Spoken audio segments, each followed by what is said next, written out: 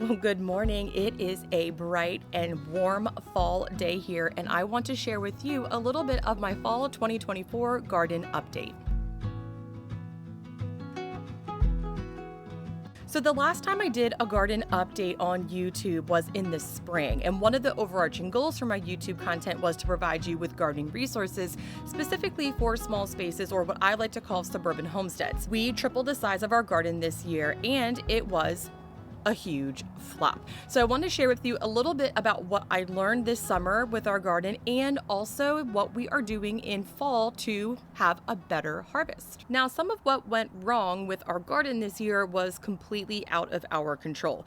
We live on the coast of North Carolina and we deal with some pretty hot temperatures and tropical weather. So we're in zone 8A. So it was really hot here this summer and it stayed hot almost the entire summer.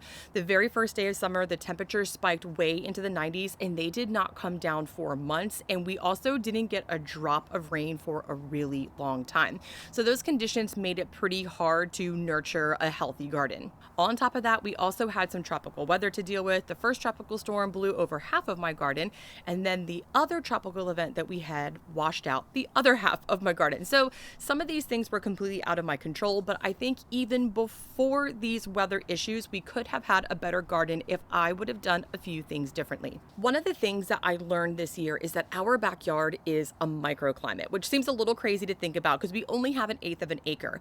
But our backyard where our garden beds are, it is south facing. There is not a drop of shade. It is extremely sunny and it is also very windy in our backyard. So the growing conditions in the back are really different than the growing conditions in the sides and the front of our house. So with that in mind, I'm really thinking a little bit differently about what I grow and how I grow it in the back, and specifically reconsidering what really is our warm, hot, and cool seasons. Because if I look at the frost dates, those dates really don't apply to our growing conditions. Our last frost is often much earlier than what is suggested online.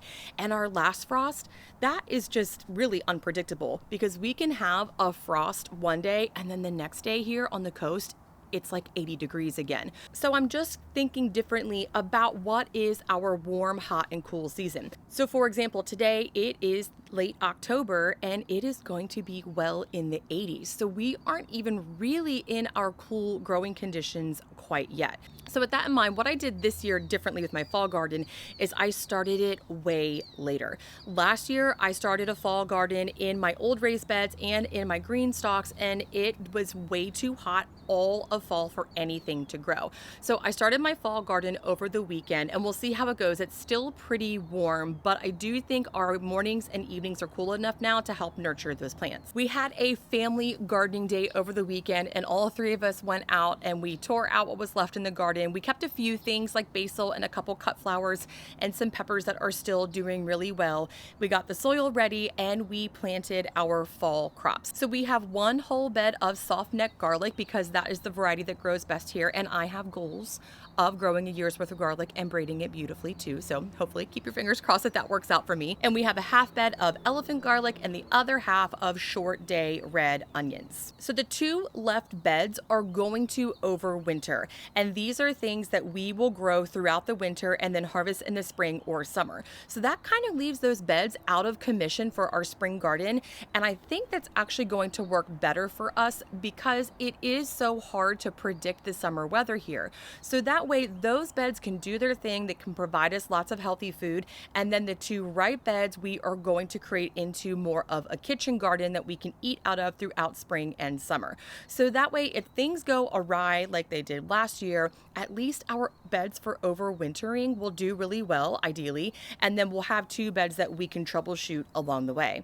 Now in those two right beds I planted some leafy greens and some root vegetables. So in the front bed are all of our salad greens. I'm not sure how that's going to work out because my 3-year-old helped me plant those, and I think at least one row has like 400 seeds in it because she was getting really serious about putting those seeds in the dirt. So we'll see how those go.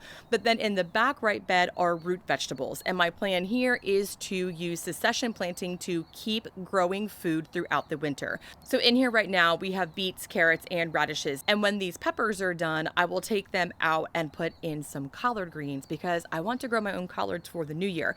Over the summer, we had really great luck with our black-eyed peas. That was one of the things that actually turned out okay. So I have the black-eyed peas that we grew in the freezer, and then for New Year's, we will have homegrown black-eyed peas, ideally some homegrown collards, and cornbread because we live in the South and that's what you do in the new year. Now, our greenhouse isn't quite ready for fall yet. We are getting to that soon. Over the summer, it was completely uninhabitable. The thermometer in there maxes out at 120, and by May, it was at 120, and it didn't drop from 120 until relatively recently. So what we plan on doing in the greenhouse is experimenting with some seedlings and growing things like tomatoes and peppers over winter in there. I have no idea how that's going to work. I'm not even really sure how I feel about growing tomatoes in a greenhouse over winter, because I think one of the reasons why a homegrown tomato tastes so good is because you only really get it in summer. So I don't know if I want to ruin that luxury of summer, but I do want to experiment with growing some food in our greenhouse over winter. The other thing that I want to do in the greenhouse over winter is put some green stalks in there and grow a ton of cilantro. I love cilantro. I know a lot of people say it tastes like soap, but there is not enough cilantro in the world for me. And one of the things I really wanted to do this year was grow enough cilantro in my green stalk for a year and freeze dry it. It never stayed cool enough long enough for my cilantro to grow. So I'm going to try it in my greenhouse over winter and see how that goes. Moving forward into 2025, one of the things I'm trying to focus on in my garden is to only grow things that are easy to grow in this area.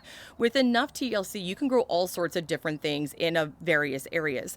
But here in southeastern North Carolina, there are some things that are native here and grow really easily. So for example, okra, collards, black-eyed peas, sweet potatoes, soft neck garlic, elephant garlic. These are all things that grow really well here. And because of that, they are low maintenance. Now, if there are two things I recommend growing, depending on what gardening zone you're in, that are super low maintenance, it is garlic and sweet potatoes. We had an awesome sweet potato harvest this year. And what made it so awesome is earlier in the summer, I planted some sweet potato slips in grow bags. I watered them here and there, and then I ignored them for the remainder of the summer. I didn't touch them. They just sat in the back of my garden.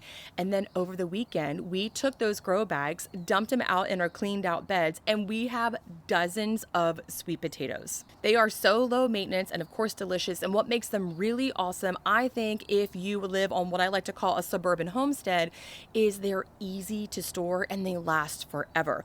You don't have to worry about preserving sweet potatoes. You don't have to can them or freeze dry them. You just cure them for a little bit, wrap them up, store them, and then you have homegrown sweet potatoes all winter long. And the same goes for garlic. So I have always heard, and this is what I follow, you plant garlic on Halloween or close to it and you harvest it on the 4th of July. I did the same thing last year. I planted my garlic on Halloween and then I basically ignored it for the remainder of the year. And then on the 4th of July, as a family, we pulled our garlic and we've been eating fresh garlic from our garden since then. So I guess that then leads me to one of my other big learning lessons is to grow things that last a long time and that don't require a whole lot of work. Of course, there is a benefit to really tending to your garden and practicing things and learning new skills and growing things that might be a little hard to grow. There's a lot of pleasure and reward in that. But if we're talking about just growing food and keeping it simple, really dial in those things that do well in your area and that are pretty low maintenance. The other thing we had a really hard time with this year, and I heard gardeners all across North Carolina talking about this year, were bugs. The bugs are really bad. I know in organic gardening, bugs are always going to be an issue, but I could not get the bugs under control.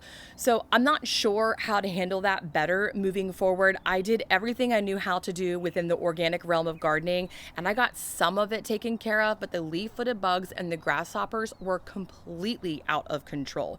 So hopefully next year that won't be much of an issue. If you have any suggestions on how to handle insects in your garden organically, let me know. I'm open to your suggestions because basically nothing worked this year. Another problem that we we ran into that we're trying to solve right now for our fall garden and moving forward is mulching our garden beds. We had a really hard time sourcing the right type of mulch for our garden beds. We were able, of course, to buy things like straw or hay at Lowe's, but it was all treated, and we're trying to stay pretty committed to organic gardening. So I don't really know the best way to mulch our beds. I know a lot of people say things like leaves or grass clippings, but a lot of this stuff in our area is either treated or we don't actually have a lot of leaves to put on our garden beds. So for the fall and moving forward, we're going to see about sourcing some mulch from other areas, like some local farms or something like that. But if you have any recommendations for good ways to mulch your garden beds organically, let me know, because that was a problem for us. Not so much that we didn't know how, we just don't really know what to get to keep our garden organic. So that's just a quick recap of what is happening in our garden. And as things continue to grow and hopefully do better than they did over the summer, I will keep you in the loop of what's happening. I am not a gardening expert. I just live in a house with a backyard garden, and I like to just share what I'm learning and messing up along the way. So if you have any tips or recommendations, I am all ears. Leave them in the comments below. It is hot in here, so I need to go inside. Thanks so much for stopping by today, and I'm going to see you in the air conditioning next time.